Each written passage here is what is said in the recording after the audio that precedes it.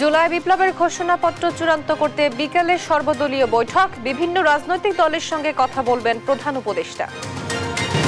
সংস্কার প্রস্তাবনার আলোকে মতনৈক্যের ভিত্তিতে হবে নতুন বাংলাদেশের সনদ, জানালেন প্রধান উপদেষ্টা। 4 কমিশনের প্রতিবেদন জমা। সব কমিশনের প্রস্তাবনা নিয়ে ফেব্রুয়ারিতে মাঝামাঝিতে রাজনৈতিক দলের সঙ্গে আলোচনা, 1 মাসের মধ্যে চূড়ান্ত হবে সংস্কার রোডম্যাপ। মাদারীপুরের মুড়ি কাটা পেঁয়াজে বিপাকে কৃষক, সংরক্ষণাগারের অভাবে ন্যায্য মূল্য না পাওয়ার অভিযোগ, আমদানিকে দুষছেন ব্যবসায়ীরা। ইসরায়েলের সঙ্গে যুদ্ধবিরতি চুক্তিতে সম্মত হামাস, রোববার বন্ধ হবে 15 মাসের আগ্রাসন, পর্যায়ক্রমে মুক্তি দেওয়া হবে বন্দী ও জিম্মিদের। এবং বিপিএল এর চট্টগ্রাম পর্ব শুরু আজ দুপুরে মুখোমুখি ঢাকা ক্যাপিটালস ও ফরচুন বরিশাল, সন্ধ্যায় স্বাগতিকদের প্রতিপক্ষ খুলনা টাইগার্স। দেখছিলেন শিরোনাম সংবাদ সকালে, আপনাদের সঙ্গে আছি আমি তোয়া আফরোজ। এবার বিস্তারিত।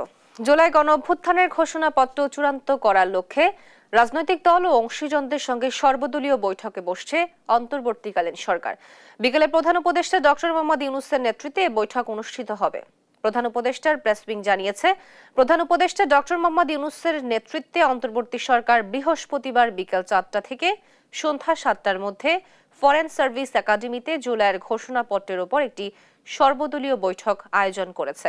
বৈঠকে কোন কোন রাজনৈতিক দল অংশ নিচ্ছে সে বিষয়ে কিছু জানানো না হলেও বিএনপি, জামায়াত, গণতন্ত্র মঞ্চ সহ বেশ কয়েকটি দল আমন্ত্রণ পেয়েছে বলে জানা গেছে। এদিকে ঘোষণাপত্র প্রকাশে বুধবার শেষ হয়েছে বৈষম্য বিরোধী ছাত্র আন্দোলন ও জাতীয় নাগরিক কমিটির আলটিমেটাম। প্রধান উপদেষ্টার সঙ্গে আজ আলোচনার কথাও জানিয়েছে তারা।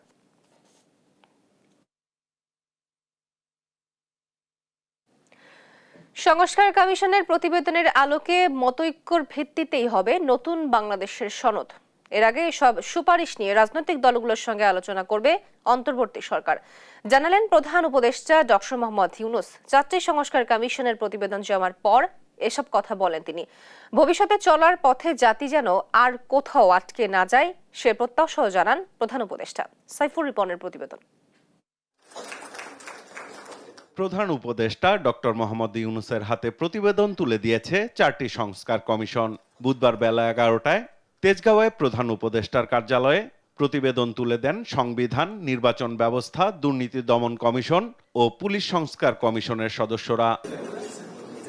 সূচনা বক্তব্যে প্রধান উপদেষ্টা বলেন, ধ্বংসপ্রাপ্ত জাতির পুনরুত্থান ইতিহাসের অংশ সংস্কার কমিশনগুলোর প্রতিবেদন।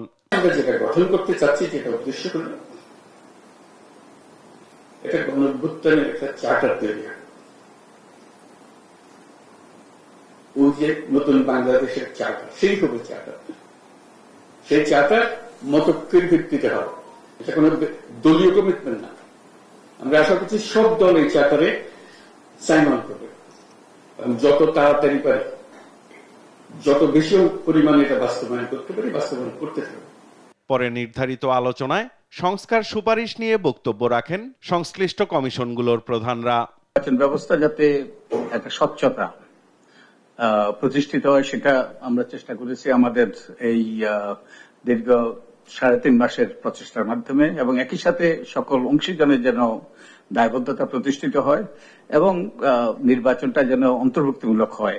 আমরা দ্বিকক্ষ বিশিষ্ট পার্লামেন্ট চালু করার জন্য সুপারিশ করেছি। এই দ্বিকক্ষ মিলে যাতে করে সকলের প্রতিনিধিত্ব থাকে, তার জন্য একই সঙ্গে সংখ্যাগরিষ্ঠতার ভিত্তিতে নিম্নকক্ষ কিন্তু সংখ্যানুপাতিক প্রতিনিধিত্বে উচ্চ কক্ষ তৈরি করার জন্য সুপারিশ করেছি।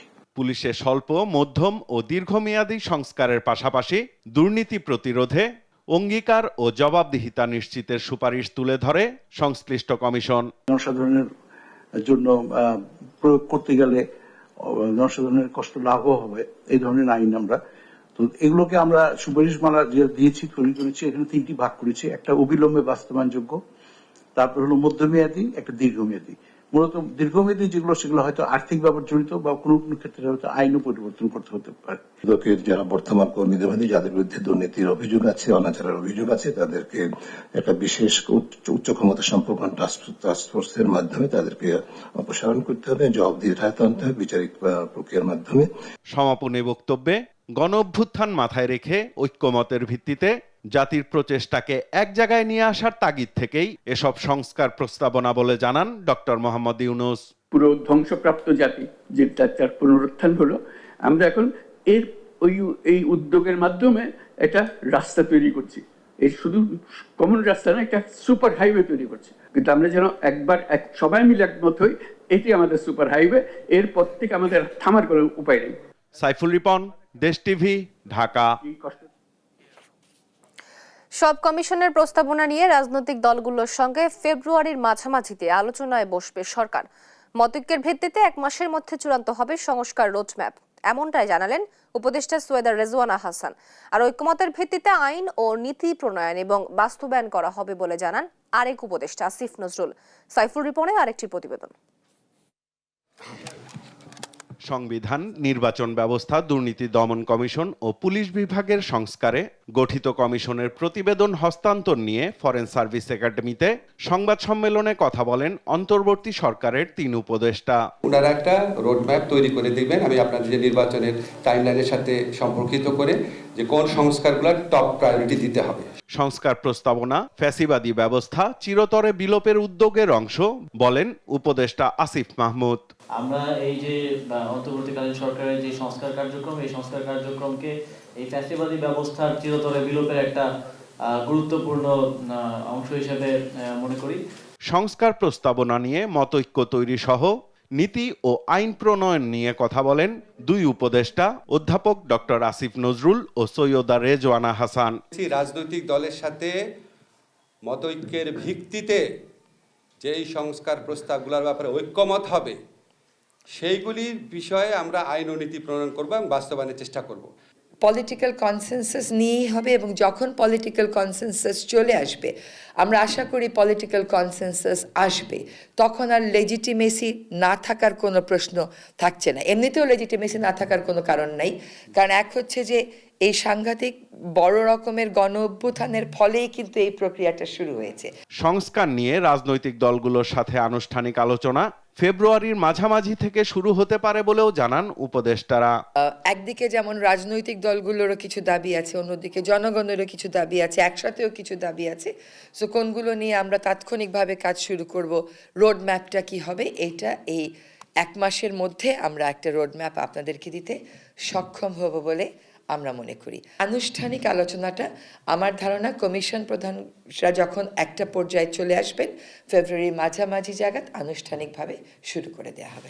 গণহত্যা ও মানবতা বিরোধী অপরাধের কারণে রাজনৈতিক দল হিসেবে আওয়ামী লীগের বিরুদ্ধে ব্যবস্থা নেওয়ার সুযোগ আছে বলেও সাংবাদিকদের এক প্রশ্নের জবাবে জানান উপদেষ্টা অধ্যাপক ডক্টর আসিফ নজরুল।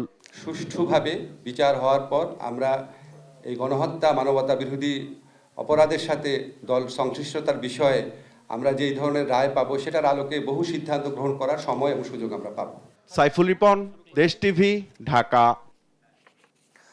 অংশীজনের সঙ্গে আলোচনার ভিত্তিতে 150টি সুপারিশ করেছে নির্বাচন ব্যবস্থা সংস্কার কমিশন, যেখানে আছে 2 বারের বেশি প্রধানমন্ত্রী হওয়া যাবে না, কোন দলের প্রধানও প্রধানমন্ত্রী থাকতে পারবেন না, বিরোধী দলের পক্ষ থেকে সংসদের ডেপুটি স্পিকার দিতে হবে, আর রাষ্ট্রপতি হবেন নির্দলীয়।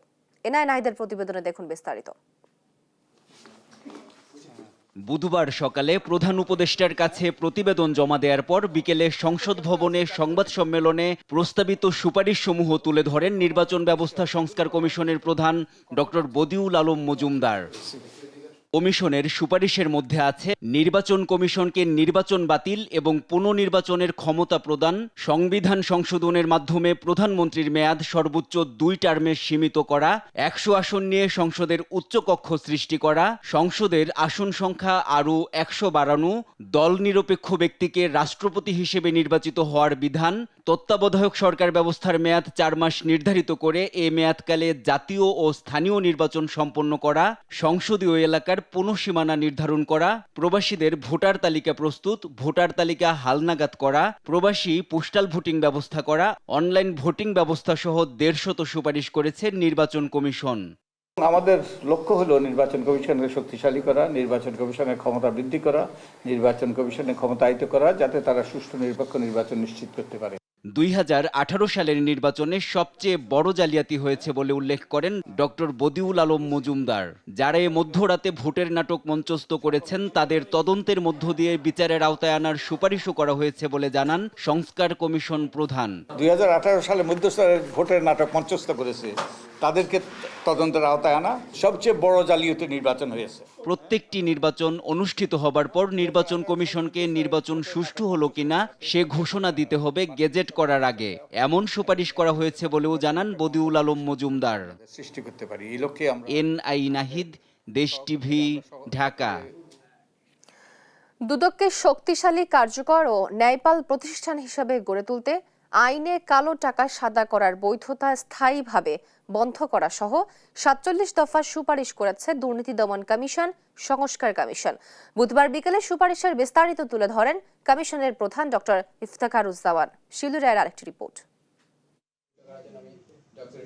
ইফতেখারুজ্জামানের নেতৃত্বে দুর্নীতি দমন সংস্কার কমিশন গত ৩ অক্টোবর তার কার্যক্রম শুরু করে। কমিশন বলছে দেশের জাতীয় দুর্নীতি বিরোধীর কোনো কৌশল নেই। আপনারা জানেন যে আমরা যে সমস্ত অংশীজনের সাথে কথা বলেছি, দুদককে শক্তিশালী, কার্যকর ও ন্যায়পাল প্রতিষ্ঠা হিসেবে গড়ে তুলতে কমিশনারদের পদ বাড়ানো, নিয়োগ, সার্চ কমিটি, আইনের সংস্কার, বেতন বৃদ্ধি ও প্রণোদনার জন্য সুপারিশ করেছে সংস্কার কমিশন। সংশ্লিষ্ট যে বিষয়ে তার ক্ষমতা। কমিশনের প্রধান ডক্টর মোহাম্মদ ইফতেখারুজ্জামান বলেন, অতি উচ্চ মাত্রায় দুর্নীতি বা রাষ্ট্রের গুরুত্বপূর্ণ ব্যক্তিদের দুর্নীতি বা অর্থ পাচার তদন্তের ক্ষেত্রে দুদক সহ সংশ্লিষ্ট বিভিন্ন এজেন্সির উচ্চ পর্যায়ের কর্মকর্তাদের সমন্বয়ে আলাদা টাস্ক ফোর্স গঠন করার উপর গুরুত্ব দিয়েছে সংস্কার কমিশন। সরকারি কার্যক্রম কিভাবে পরিচালিত হয় এই নলেজটা বাদ দিয়ে যদি একটা দুদক কমিশন দুদক গঠন করি আমরা, সেই দুদক কিন্তু সরকারি কার্যক্রমের ক্ষেত্রে দুর্নীতি চিহ্নিত করা এবং অভিযুক্ত করা বা মামলা করার ক্ষেত্রে কিন্তু দক্ষতাটা হারিয়ে ফেলবে বা কমে যাবে। কাজে আমাদেরকে সেই প্রতিনিধিত্বের জায়গাটা কিন্তু রাখতেই হয়েছে, এটা ছাড়া কোনো উপায় নেই। দুর্নীতি দমনে সব সেবামূলক খাত সক্রিয় বা অটোমেশনের আওতায় আনার সুপারিশ করেছে কমিশন। এই ধরনের স্বাস্থ্য, শিক্ষা, স্থানীয় সরকার, এই ধরনের মৌলিক সেবামূলক খাতগুলো আছে, প্রতিটি খাতে আমাদের এন্ড টু এন্ড অটোমেশন করার আমরা প্রস্তাব সুপারিশ করেছি। স্বল্পমেয়াদী, মধ্যমেয়াদী ও দীর্ঘমেয়াদী ব্যবস্থা হিসেবে ৪৭টি সুপারিশ প্রস্তাব করেছে দুর্নীতি দমন সংস্কার কমিশন। ইতিবাচক পরিবর্তন না আসে। শিউলি রায়, দেশ টিভি, ঢাকা। আটক, গ্রেফতার, তল্লাশি, জিজ্ঞাসাবাদের বিধি প্রবিধান সংশোধন ও পুলিশের দুর্নীতি প্রতিরোধে ব্যবস্থা নেওয়া সহ নানা সুপারিশ করেছে পুলিশ সংস্কার কমিশন। প্রতিবেদনে আইন প্রয়োগে সীমা নির্ধারণের সুপারিশ করেছে কমিশন। আরো জানাচ্ছেন মাহির সাজিদ।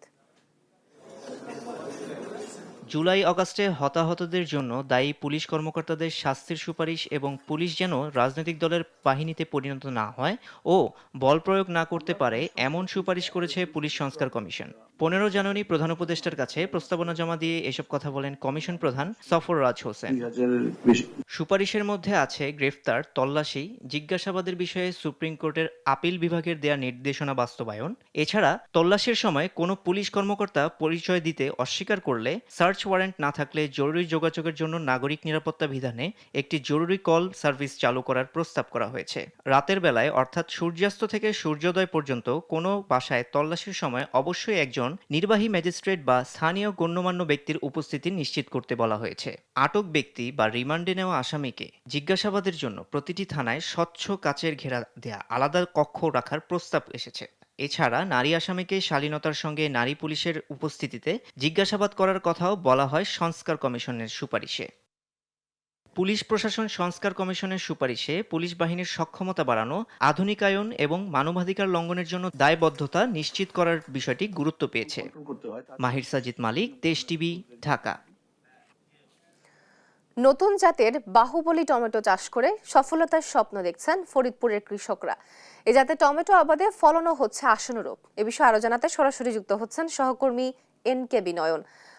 নয়ন, নতুন জাতের টমেটো আবাদে ব্যয় কেমন এবং লাভ কেমন হতে পারে, এ বিষয়ে কি তথ্য আছে আপনার কাছে জানাবেন?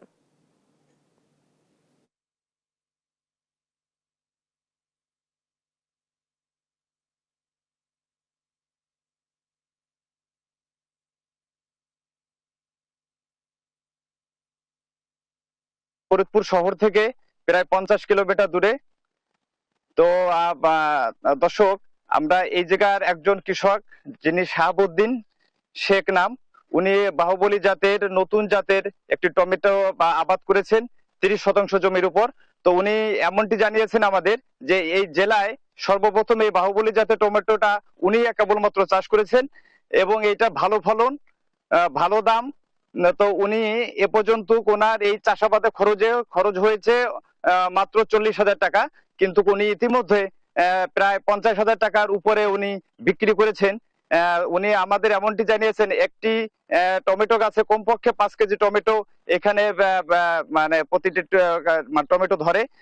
তো উনি আরো জানিয়েছেন যে ওনাদের জাতের যে টমেটোটা এটা রোগবালাই কম এবং দেখতে সুন্দর এবং খরচ কম এবং স্বল্প খরচে এই যে টমেটো চাষের যে সম্ভাবনা এই জাতের যে দেখা দিয়েছে, এটার একটা দৃষ্টান্ত উদাহরণ উনি নিজে পরীক্ষামূলকভাবে চাষ করে সফল হয়েছেন। ক্ষেত দেখতে দূর দূরান্ত থেকে কৃষকরা কিন্তু আসছেন এই নতুন জাতের বাহুবলী জাতের টমেটো চাষ করার প্রতি উদ্বুদ্ধ হচ্ছেন। তো সর্বশেষ আমার কাছে ফরিদপুর থেকে এতটুকুই ছিল। নয়ন, আপনাকে ধন্যবাদ। নতুন জাতের বাহুবলী টমেটো চাষ করে সফলতার স্বপ্ন দেখছেন ফরিদপুরের কৃষক, এবং এই বিষয়ে বিস্তারিত জানাচ্ছিলেন আমাদের সহকর্মী এনকেবি নয়ন। মাদারীপুরের মাঠ থেকে উঠতে শুরু করেছে মুড়ি কাটা পেঁয়াজ, তবে বাজার দর দিশেহারা তারা। সংরক্ষণাগার না থাকায় উৎপাদন খরচের অর্ধেক দামে পেঁয়াজ বিক্রি করতে বাধ্য হচ্ছেন কৃষকরা। বাজার দর নিয়ে আমদানিকে দুষছেন সংশ্লিষ্টরা। পেঁয়াজ উত্তোলন মৌসুমে আমদানি বন্ধের দাবি কৃষকদের। শিব শঙ্কর রবি দাসের পাঠানো তথ্য ছবিতে আব্দুল্লাহ আল মারুফের রিপোর্ট। জানুয়ারির প্রথম সপ্তাহ থেকেই মাদারীপুরের মাঠ থেকে তোলা শুরু হয়েছে নতুন পেঁয়াজ। মশলা উৎপাদনে পদ্মা, আড়িয়ালখা, কুমার নদী বেষ্টিত বিখ্যাত এ জেলার পেঁয়াজ অত্যন্ত উৎকৃষ্ট মানের। এবছর জেলার 4065 হেক্টর জমিতে উৎপাদন হয়েছে মুড়ি কাটা পেঁয়াজ। এরই মধ্যে বাজারগুলোতে আসতে শুরু করেছে মুড়ি কাটা পেঁয়াজ। তবে এবছর বাজারে পেঁয়াজের ন্যায্য মূল্য না পেয়ে দিশেহারা হয়ে পড়েছেন কৃষক। এবছর আবহাওয়া অনুকূলে না থাকায় বিঘা প্রতি 30 থেকে 40 মণ পেঁয়াজ উৎপাদন হয়েছে। বিঘা প্রতি উৎপাদন খরচ পড়েছে প্রায় 4,000 টাকা। কিন্তু পেঁয়াজ সংরক্ষণে এ অঞ্চলে কোনো সংরক্ষণাগার না থাকায় কৃষক 1400 থেকে 1600 টাকাতেই বিক্রি করতে বাধ্য হচ্ছেন।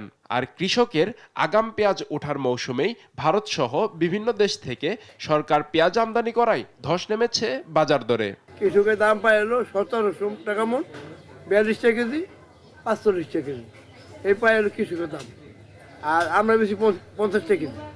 যেরকম আমদানি হয়ে গেছে বেশি আমদানি হওয়ার কারণে দেশের কৃষক মার খেতেছে। আমাদের পেঁয়াজটা যখনই আসছে তখনই ভারত থেকে বিভিন্ন দেশের থেকে পেঁয়াজ আমদানি করে আমাদের পেঁয়াজের বাজারটা একদম ডাউন করে দেয়। এইরকম অবস্থায় কহলে আমরা যে খরচ, এই খরচের টাকায় আমাদের উঠবে না। আমরা সরকারের কাছে আবেদন বিরোধীভাবে যে আমাদের কলেজটা সিস্টেমটা করে দেয়, এরকম যেভাবে যে মুড়ি কাটা পেঁয়াজটা রাখতে পারি, আর ইন্ডিয়ান এলসিটা যেন বন্ধ করে দেয় এই 3 মাসের জন্য। এবছর 4065 হেক্টর জমিতে মুড়ি কাটা পেঁয়াজ উৎপাদন হয়েছে এবং এর উৎপাদন যথেষ্ট ভালো। কৃষকেরা আশানুরূপ ফলাফল পেয়েছে এবং আমরা মনে করি সারা দেশে পেঁয়াজের যে চাহিদা, সেই চাহিদা পূরণে মাদারীপুরের কৃষিও একটি গুরুত্বপূর্ণ ভূমিকা পালন করবে। উৎপাদন এলাকা চিহ্নিত করে সংরক্ষণাগার নির্মাণের দাবি সচেতন মহলের। নিউজ ডেস্ক, দেশ টিভি। আন্তর্জাতিক প্রসঙ্গ। গাজায় 15 মাসের বেশি সময় ধরে চলা নারকীয় তাণ্ডবের পর যুদ্ধবিরতিতে রাজি হয়েছে ইসরায়েল ও হামাস। আগামী রোববার থেকে এই যুদ্ধবিরতি কার্যকর হবে। বুধবার এ তথ্য নিশ্চিত করেন কাতারের প্রধানমন্ত্রী শেখ মোহাম্মদ বিন আব্দুল রহমান বিন জসিম আল থানি। চুক্তিতে সম্মত হওয়ার পর ফোন করে ডোনাল্ড ট্রাম্পকে ধন্যবাদ জানান নেতানিয়াহু। এ চুক্তির আওতায় গাজায় সংঘাত বন্ধের পাশাপাশি উপত্যকাটিতে হামাসের হাতে বন্দী জিম্মিদের মুক্তির পথ খুলবে। আরো জানাচ্ছেন আফরিন মো। 460 দিন অবরুদ্ধ গাজায় নারকীয় তাণ্ডবের পর মুক্তির অপেক্ষায় গাজাবাসী। 15 মাসের বেশি সময় ধরে চলা আগ্রাসনের পর অবশেষে যুদ্ধবিরতিতে সম্মত হয়েছে ইসরায়েল ও হামাস। আগামী রোববার এই যুদ্ধবিরতি কার্যকর হবে। বুধবার এক সংবাদ সম্মেলনে এ তথ্য নিশ্চিত করেছেন কাতারের প্রধানমন্ত্রী শেখ মোহাম্মদ বিন আব্দুল রহমান বিন জসিম আল থানি। এই যুদ্ধবিরতির বিষয়টি নিষিদ্ধ করেছেন মার্কিন প্রেসিডেন্ট জো বাইডেনও। গণমাধ্যমের বরাতে জানা যায় প্রাথমিকভাবে 6 সপ্তাহের জন্য যুদ্ধবিরতি হবে। এ সময় 33 জিম্মিকে মুক্তি দেবে হামাস। সেই সঙ্গে যাবজ্জীবন কারাদণ্ডপ্রাপ্ত ফিলিস্তিনি বন্দীদের মুক্তি দেবে ইসরায়েল। আহত ফিলিস্তিনিদের চিকিৎসার জন্য গাজা উপত্যকা ছেড়ে যাওয়ার অনুমতি দেওয়া হবে। বেসামরিকদের গাজার উত্তরে তাদের বাড়িতে ফিরতে যেতে দেওয়া হবে। এছাড়া প্রতিদিন 600 ট্রাক ত্রাণ সরবরাহের অনুমতি দেবে নেতানিয়াহু প্রশাসন। প্রথম ধাপ বাস্তবায়ন শুরুর 7 দিন পর মিশরের সঙ্গে রাফা ক্রসিং খুলে দেবে ইসরায়েল। মিশর ও গাজার সীমান্তবর্তী ফিলাডেলফি করিডোরে তাদের উপস্থিতি হ্রাস করবে এবং চুক্তি কার্যকর হওয়ার 50তম দিনের মধ্যে সম্পূর্ণরূপে প্রত্যাহার করবে। প্রথম ধাপের যুদ্ধবিরতির 16তম দিনের আগে দ্বিতীয় ধাপ নিয়ে আলোচনা শুরু হবে। ওই আলোচনা সফল হলে বাকি জিম্মিদের মুক্তি দেওয়া হবে। তৃতীয় ধাপে নিহত জিম্মিদের মরদেহ ইসরায়েলের কাছে হস্তান্তর এবং গাজা পুনর্গঠন শুরু হতে পারে বলে জানান সংশ্লিষ্ট কর্মকর্তারা। যদিও গাজা যুদ্ধে ইসরায়েল সামরিক লক্ষ্য অর্জনে ব্যর্থ হয়েছে বলে মন্তব্য করেছেন হামাসের সিনিয়র নেতা খলিল আল হাইয়া। আফরিন মৌ, নিউজ ডেস্ক, দেশ টিভি। জাগ্রস নামে অত্যাধুনিক গোয়েন্দা জাহাজ হাতে পেল ইরান নৌবাহিনী। গোয়েন্দা নজরদারি ও সাইবার কার্যক্রম পরিচালনায় অনন্য মাত্রা যোগ করবে এই জাহাজটি। ইতিমধ্যে জাহাজটিকে সমুদ্রের জাগ্রত চোখ হিসেবে উল্লেখ করেছেন দেশটির নৌবাহিনীর প্রধান। নীরব দাসের রিপোর্ট। উসমান সাগরের বন্দর এলাকা কোনারকের নীল জলে ভাসছে ইরানের নতুন গোয়েন্দা জাহাজ। আধুনিক সরঞ্জামে সুসজ্জিত জাহাজটি স্থানীয় সময় বুধবার হাতে পায় ইরান নৌবাহিনী, যার নাম দেয়া হয়েছে জাগ্রোস। নৌবাহিনী প্রধান শাহরাম ইরানি জানান, জাহাজটি গভীর সমুদ্রের বুকে জাগ্রত চোখের মতো, যা ইসলামিক রিপাবলিকের সশস্ত্র বাহিনী ও নৌবাহিনীকে প্রযুক্তিগত দিক থেকে আরও সমৃদ্ধ করেছে। বার্তা সংস্থা তাসনিম নিউজ জানায়, জাহাজটি নির্মাণ করে ইরানিয়ান নেভাল ডিফেন্স ইন্ডাস্ট্রি। তাদের দাবি, জাহাজটির প্রতিটি অংশই নিজেদের তৈরি। সমুদ্রের বুকে গোয়েন্দা তৎপরতা বাড়াতে জাগ্রোসে যুক্ত করা হয়েছে ইলেকট্রোম্যাগনেটিক ও অত্যাধুনিক সাইবার প্রযুক্তি, যা ব্যবহার করে শত্রুর পদক্ষেপের উপর নজরদারি বাড়ানো যাবে। সঙ্গে রয়েছে অস্ত্রসজ্জিত একটি সামরিক হেলিকপ্টার। দেশটির সর্বোচ্চ ধর্মীয় নেতা আয়াতুল্লাহ খামিনি নৌবাহিনীর এ অর্জনকে দূরদর্শী চিন্তার সুফল হিসেবে আখ্যা দেন। তবে ইরানের সামরিক খাতে নতুন সরঞ্জাম যুক্তের খবর এবারই প্রথম নয়। আকাশ সীমায় নিজেদের সক্ষমতা বাড়াতে বছরের শুরুতেই সামরিক বাহিনীতে 1000 নতুন ড্রোন যুক্ত করে তারা। এছাড়া সার্বভৌমত্ব এবং নিরাপত্তায় সামরিক খাতে ব্যয় 200% বাড়ানোর ঘোষণাও দেয় তেহরান। অন্যদিকে ইসলামিক রেভলিউশনারি গার্ড কর্পস জানায়, যে কোনো হুমকি মোকাবেলায় প্রস্তুত তারা। নীরব দাস, নিউজ ডেস্ক, দেশ টিভি। জাতীয় নাগরিক কমিটি ও বৈষম্য বিরোধী ছাত্র আন্দোলনের যৌথ উদ্যোগে কুড়িগ্রামে শুরু হয়েছে মার্চ ফর ফেলানি কর্মসূচি। এ বিষয়ে কথা বলছেন সার্জিস আলম। আমরা সরাসরি চলে যাচ্ছি সেখানে। বাংলাদেশ নামক রাষ্ট্রটির সার্বভৌমত্বকে কুক্ষিগত করে রেখেছিল বাংলাদেশের ছাত্র জনতা ঐক্যবদ্ধভাবে 2024 সালে তার মোক্ষম জবাব দিয়েছে। বাংলাদেশের পক্ষ থেকে আমরা শুধুমাত্র আমাদের প্রতিবেশী রাষ্ট্র নয়, পৃথিবীর প্রত্যেকটি রাষ্ট্রকে একটি কথাই বলতে চাই, আজকের পর থেকে আমার বাংলাদেশের কোন নাগরিকের দিকে যদি কেউ এমন শকুনের দৃষ্টিতে তাকানোর চেষ্টা করে, তবে সেই দৃষ্টি উপড়ে ফেলার জন্য বাংলাদেশের ছাত্র জনতা যথেষ্ট। আমরা আজকে এই মার্চ ফর ফেলানির পক্ষ থেকে শুধু একটি কথাই বলতে চাই, আর যদি আমার কোনো ভাই কিংবা আমার কোনো বোন আমাদের ওই সীমান্তে ওই তারকাটায় তাদের লাশ ঝুলে থাকে, তবে আমাদের আজকের যে মার্চ ফর ফেলানি, সেই মার্চ ফর ফেলানি ওই তারকাটাকে উদ্দেশ্য করে মার্চ করবে। আর যদি আমাদের পরবর্তী ওই মার্চ তারকাটাকে উদ্দেশ্য করে হয়, তবে আমাদের এই লক্ষ্য তারকাটাকে ভেদ করে যতদূর দৃষ্টি যায় ততদূর যাবে। আমরা শুধু স্পষ্ট করে পৃথিবীর প্রত্যেকটি দেশকে একটি কথাই বলতে চাই, এই যে সীমান্ত হত্যা, তারকাটা দেওয়ার নামে যেই জোর করে যে বাধা দেওয়ার যে প্রয়াস, সেই প্রয়াস বাধা দেওয়ার জন্য, সেই প্রয়াস রুখে দেওয়ার জন্য নতুন করে যে অভ্যুত্থান হয়েছে এই অভ্যুত্থানের স্ফুলিঙ্গ পুরো পৃথিবীতেই ছড়িয়ে পড়বে।